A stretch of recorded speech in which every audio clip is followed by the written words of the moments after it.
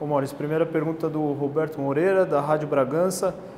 É normal a falta de entrosamento na primeira rodada e o Mirassol acabou ditando o ritmo do jogo do começo ao fim. Que lição tirar dessa derrota, já que tecnicamente a equipe foi, na opinião dele, muito mal, com falhas individuais gritantes? Bom, boa noite. A gente sabe que o início sempre é complicado, até por isso eu tentei colocar uma equipe o máximo possível que já tivesse atuado junto, né? Que tivesse algum entrosamento. Eu acho que o que realmente pesou, em especial no primeiro tempo, foi a questão do ritmo. A gente estava um pouquinho fora do tempo do jogo, chegando um pouco atrasado, demorando a tomar as decisões, e aí o Mirassol estava conseguindo roubar bastante bola, enfim, e gerar situações de perigo. Eu acho que no segundo tempo a gente voltou com outra postura e teve o domínio no segundo tempo, apesar de ter tomado 2 gols, que foram em 2 lances, um do pênalti e outro numa bola que eles retomaram e ligaram o contra-ataque rápido. Mas sem dúvida nenhuma é um resultado que não deixa ninguém dentro do clube satisfeito, e agora a gente tem que procurar ajustar as coisas para na segunda-feira fazer um jogo diferente e buscar um outro resultado. Pergunta do Eberson, da 102. Barbieri, tomar 3 gols em uma partida é algo raro no time do Bragantino. Onde ocorreram os maiores erros para isso acontecer? Eu acho que na grande maioria, não, posso dizer em todos, né? Falhas pontuais. O Luan foi tirar uma bola em que ele estava sozinho, não tinha nenhum atacante, a bola acabou sobrando para o atacante deles dentro da área, talvez se a bola tivesse passado não houvesse perigo. O lance do segundo gol, a gente até pode falar mais na frente, mas é um lance fortuito. Eu entendo que se não pegou direto na mão do Alejandro, nem era o caso de se marcar o pênalti. E o terceiro gol, uma saída nossa, que eles roubam a bola, ligam um contra-ataque, uma falha. Desde o início da jogada, quando o jogador toma a bola do Aderlan, até a maneira como a gente marcou. Volto a dizer, eu acho que o ritmo teve um peso importante no dia de hoje, sem desmerecer a vitória do Mirassol. O Eduardo está há bastante tempo no clube, eles tiveram a volta de muitos jogadores que já atuaram e estão acostumados aqui, sempre é uma equipe difícil de enfrentar. Pergunta do Rodrigo, do Correio de Atibaia. Dá para dizer que o time não se apresentou hoje na melhor condição física por muito tempo parado, por conta das férias, mas também em nível de concentração abaixo por conta de alguns erros técnicos mais simples? Eu acho que sim, eu iria mais para a questão da concentração e do ritmo de jogo, que é diferente da questão física, né? Eu acho até que a gente procurou trabalhar da melhor maneira e preparar todos para suportar o jogo até o final. A gente não teve nenhum caso de cãibra, nada, e muitos terminaram jogando os 90 minutos, mas eu acho que a diferença do ritmo de jogo, de conseguir acompanhar a velocidade da bola, de conseguir dar mais ritmo à bola, de conseguir manter a intensidade que sempre é habitual nossa, acabou fazendo a diferença. Pergunta do Eberson, da 102. Barbieri, em qual rodada você imagina que o time estará mais próximo do ideal fisicamente e tecnicamente? Olha, eu acredito que a partir do terceiro, quarto jogo a gente já consegue ter uma outra dinâmica e voltar a ter uma apresentação mais próxima daquilo que todos vocês estão habituados, a torcida e todo mundo.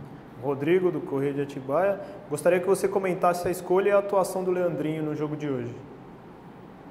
O Leandro acabou sendo o jogador de velocidade que fez toda a preparação, porque o Elinho teve um episódio de Covid no início, o Tubarão vinha atuando, depois teve a Covid, o Arthur não veio hoje por conta da Covid, o Sorriso não tinha nem condições, apesar de ter chego no final. Então o Leandro, além de fazer uma boa preparação, era o jogador que a gente tinha à disposição com a característica que a gente precisava. Fazia muito tempo que o Leandro não jogava a quantidade de minutos que ele jogou hoje, então a gente fica feliz por isso, mesmo que o resultado tenha sido muito longe do que a gente espera, e é um trabalho tentar recuperar o bom futebol que a gente sabe que ele sempre teve. Pergunta do Diego, da 102. Barbieri, na próxima partida você acredita que possa promover a estreia do Johan? A gente teve um cuidado com ele, porque ele até se apresentou um pouquinho mais tarde, em função de como foi o ano do Atlético Mineiro, que é o ex-clube dele, vocês acompanharam, a temporada deles se esticou mais por conta da definição da Copa do Brasil, e até por isso ele se apresentou depois.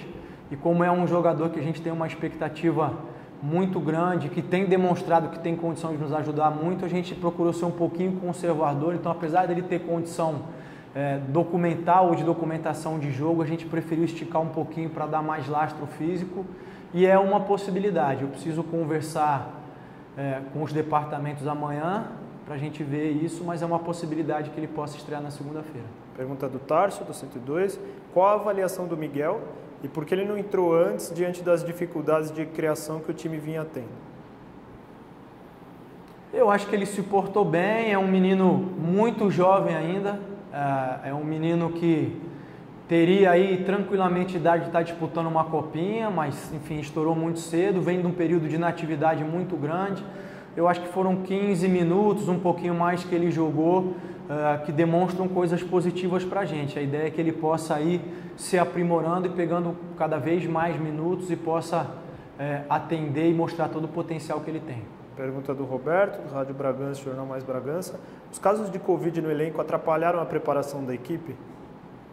Sim, sem dúvida. Acabei de citar o exemplo aí, a questão do Leandrinho, a quantidade de jogadores que a gente teve que não pôde fazer a pré-temporada, que já era curta, né? A princípio de 16, um pouquinho mais, que não conseguiu treinar durante todo esse período. A perda do Arthur atrapalhou bastante, sem dúvida nenhuma.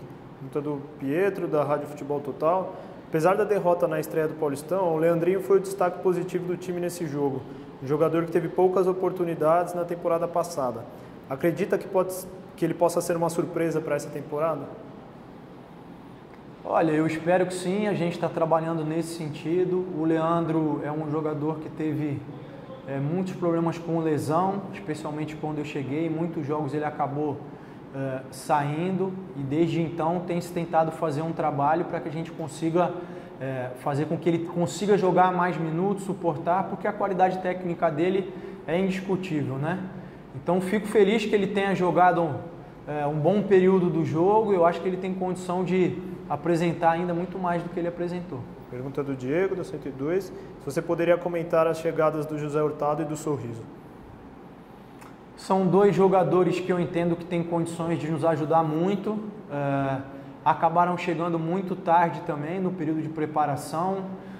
Tem uma semana, um pouco mais de uma semana, então, e a gente não tinha nem condições pela documentação de estar inscrevendo eles e contando com eles. Mas sem dúvida são jogadores de muito potencial que eu tenho certeza que vão qualificar a equipe e nos ajudar muito no decorrer da temporada. Pergunta do Silvio Loredo, da equipe Futebol Total. Barbieri, dá para justificar algumas falhas individuais, erros de marcação e desatenção em alguns momentos ao início da temporada ou não é por esse motivo? Olha, eu acho que é possível compreender por esse aspecto, né? Eu acho que justificar não, porque a gente tem grandes objetivos, a gente almeja fazer mais uma grande temporada e são erros que a gente não pode aceitar como normais, né?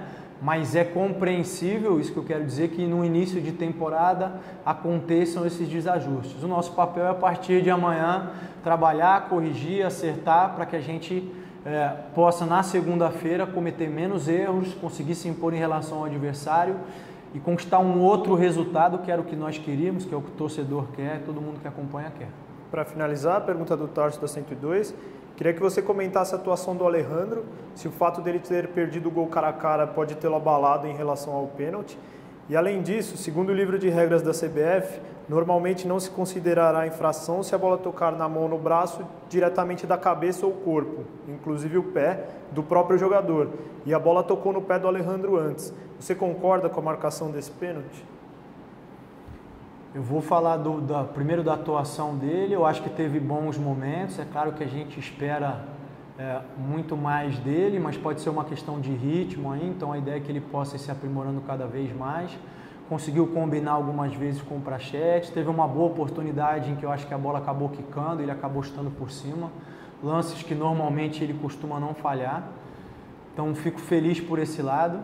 Em relação ao pênalti, aí eu vou comentar dois momentos. No primeiro momento eu estou absolutamente de acordo e vou mais além. Não só é o que diz a regra, como nós tivemos uma reunião com a Ana Paula, que é responsável pela preparação dos árbitros aí, com outras figuras importantes da comissão de arbitragem, e nos foi dito que em toque acidental não seria marcado.